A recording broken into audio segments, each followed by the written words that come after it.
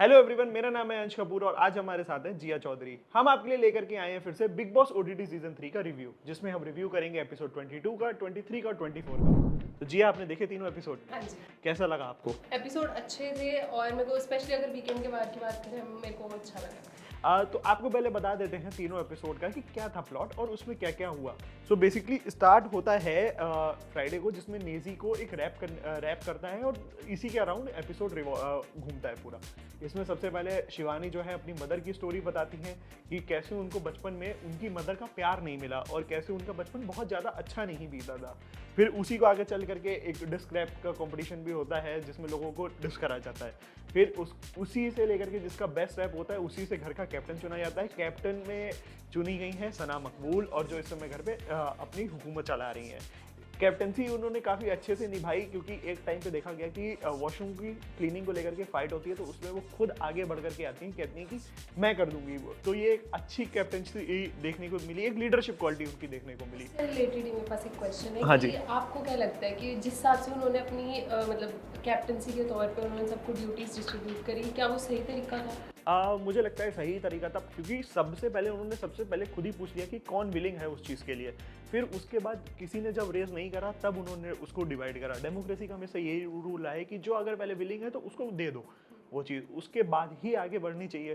तो उन्होंने देखा गया कि उनके फ्रेंड जो विशाल हैं वो भी काफ़ी नाखुश रहे थे। तो अगर आपका ही फ्रेंड अगर आपसे नाखुश हो रहा है तो मतलब आप कहीं ना कहीं सही चीज़ कर रहे हो, या कहीं ना कहीं आप अनफेयर नहीं हो, बायस्ड नहीं हो। तो ये देखने को मिला था। उसके बाद मेरे को ना एक चीज़ बड़ी उस दिन के एपिसोड में अलग लगी कि मेरे को समझ नहीं आ रहा है कि क्यों मतलब लवकेश कटारिया को इतनी ज़्यादा इंपॉर्टेंस दी जा रही है। चाहे बाहर वाला बनाया गया, दोबारा से वही बन गया बाहर वाला, और इन दी एंड डिसीजन यही हो रहा है बाहर वाले का कि मतलब वो ही चूज़ करेगा कौन क्या। वो तो फेयर था कि भाई वो अपनी फ्रेंड को ही चूज़ करता, पर क्यों इतना हो रहा है, आपको क्या लगता है? शायद ये इस बार बिग बॉस नया ट्विस्ट लेकर के आना चाहते हो कि बाहर वाले सही सब काम कराना चाहते हैं, बट कहीं ना कहीं यही हर टाइम अनफेयर लगता रहा है कि हर चीज़ क्योंकि 2 हफ्ते हो चुके हैं, एक ही बाहर वाला है, तो ये तो फिर अनफेयर। अब चेंज होना चाहिए, बाहर वाला भी चेंज होना चाहिए, क्योंकि तभी नए ट्विस्ट एंड टर्न्स आएंगे, तभी थोड़ा स्टोरी में भी कुछ घूमने को मिलेगा। या फिर उसके बाद सैटरडे का दिन आता है। सैटरडे को भी सना सुल्तान और शिवानी के बीच में थोड़ी सी अनबन होती है, और वही स्टोरी अपनी रिवॉल्व करती रहती है। वीकेंड का वॉर आता है, जिसमें वीकेंड के बारे पे ना मुझे एक चीज़ अच्छी लगी, जो कि सना मकबूल के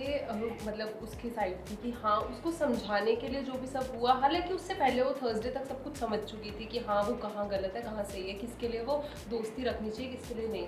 पर लेकिन वो एक अच्छी चीज़ लगी कि जिस हिसाब से अनिल कपूर ने उन्हें समझाया, और मतलब क्योंकि मेरे को एक चीज़ लगती है, घर में वही इंसान दिखता है जिसको समझाया जाता है। समझाया जाता है। वही वीकेंड के वार पे भी दिख रहे हैं, और स्पेशली यही होता है कि जैसे सना मकबूल को जिस हिसाब से उन्होंने डांटा या सुनाया, जो भी है उन्हें अच्छे वे में ले सकती है वो, कि उन्हें समझाया गया है कि कौन उनके लिए घर में सही है कौन नहीं। स्पेशली जब वो बात करती है अरमान मलिक की और उनकी दोस्ती की, जो कि बाहर दिख भी रहा है कि अरमान मलिक और उनकी दोस्ती नहीं ठीक लगती। नेजी और उनका कह सकते हैं, पर मेरे को अभी लगता है नेजी ना पूरे अच्छे तरीके से निकल के नहीं आ रहे। वो क्या कहीं ना कहीं आपको नहीं लग रहा है कि नेजी डबल गेम खेल रहे हैं सना सुल्तान और सना मकबूल के साथ? खेल रहे हैं। नेजी का मेरे को अभी कोई स्टैंड नहीं लग रहा है कि वो किस साइड बैठे रहते हैं। वो इधर की बातें ऐसा हो सकता है वो इधर की बातें उधर कर रहे हो, कोई नहीं। ये चीज़ एक और देखने को मिली, जब घर का कैप्टनसी चुनी गई तो लोगों को लगा कि ये जो है नेजी बाहर वाला है, इसी ने अपनी फ्रेंड को सना मकबूल को बनाया गया। बट बहुत लोग अब ये वहाँ पे गलत उसमें डिलेमा में जी रहे होंगे कि नेजी ही बाहर वाला है। और कहीं ना कहीं नेजी के मुझे एक चीज़ सबसे ज़्यादा खराब ये लगती है कि नेजी इधर से भी सेफ खेलता है, उधर से भी सेफ खेलता है, बट जब बात नॉमिनेशन की आती है तो वो फिर शिवानी को कर देता है। शिवानी से वो पहले भी बीच में बोले भी कि शिवानी अपनी मदर की स्टोरी सुनाती है कि मेरी मदर से मुझे प्यार नहीं मिला, ये वो, तब वो कहते हैं कि हाँ मुझे लगता था कि मैं गलत हूँ, ये हूँ वो हूँ। फिर बट बात जब वो शिवानी के लिए भी एक ही पर्सपेक्टिव लेके बैठे हैं हाँ, कि वो ऊंचा बोलती है, मुझे उसकी टोन नहीं पसंद, पर लेकिन बिग बॉस के घर वो में सेफ खेलना चाहते हैं कि इधर से भी बचूं, इधर से भी बचूं, और एक अपना टारगेट चुन लूं कि जब मुझे नॉमिनेट करना होगा तो मैं शिवानी को करूंगा, जब मुझे बचाना होगा तो या मैं सना मकबूल इन सबको बचाऊंगा। साई केतन एज ऑलवेज फिर मिसिंग रहे, दीपक चौरसिया फिर एज ऑलवेज मिसिंग रहे इस बार के।